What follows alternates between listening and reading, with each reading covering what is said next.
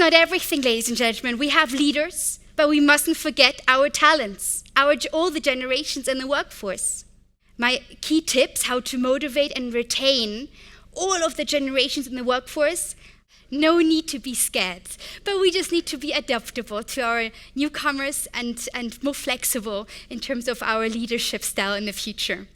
And I would like to give you my 4 ultimate tips for you now to take home: how to manage, how to retain all of the different generations in the workforce. Tip number 1, clarity. It's so important to be transparent in your goals, in your objectives. Communicate with a clear message, because at the end of the day, we won't be able to read your mind, read what you think. So definitely communicate in a very clear manner. And that can be either through the digital means, or if you get to have some FaceTime, maybe once a week.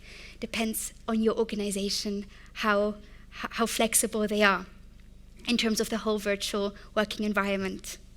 And then being mindful and aware of each individual needs. Secondly, instantaneousness. We have so many technologies all around us. The dating aspect has changed. It's all about instantaneousness. Swipe left, swipe right. It's about the way you communicate with each other within the organization. And it's just a matter of acting, of having a lot more communication, having this, we started with letters, email flow, and now it's just about instant messaging. Flexibility. When I started in the workforce around 10 years ago, I really had a work which was come into the office at 8 and finish work at 5:45 or 6, and having that routine. And nowadays it has just really changed. I currently do a lot of home office, but also go to the office to see my colleagues proactively, and having that whole flexibility that may sometimes trigger challenges when to see your team members. So being able to accept this whole virtual working style, every company deals with it differently at the moment.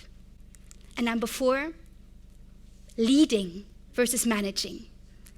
Instead of having someone come into the organization, just present the whole book, this is the processes, this is how we've done it over the past 50 years and it has worked. Just say what your goal is, and let that talent get inspired. Let that talent come and establish and bring the solutions to you. Leading a team is like parenting. You only want the best for your children. You only want the best for your team. Being an inspirational thought leader to all of your talents, helping them to thrive even better than you can ever expect to ever have achieved something, and helping them to thrive and accelerate in their career. Because if you help them, that will build the trust, that will help the cooperation within the team, and they will be there to help you and help you fulfill the goals. So it will be a collaboration. Let your team go home being fully inspired, feeling that they can go back to work in a safe place, in a trustworthy place, and being that inspirational thought leader to change the way we operate, communicate with each other. Adoption, flexibility, embracing clarity in your goals, being instantaneous, and leading versus managing.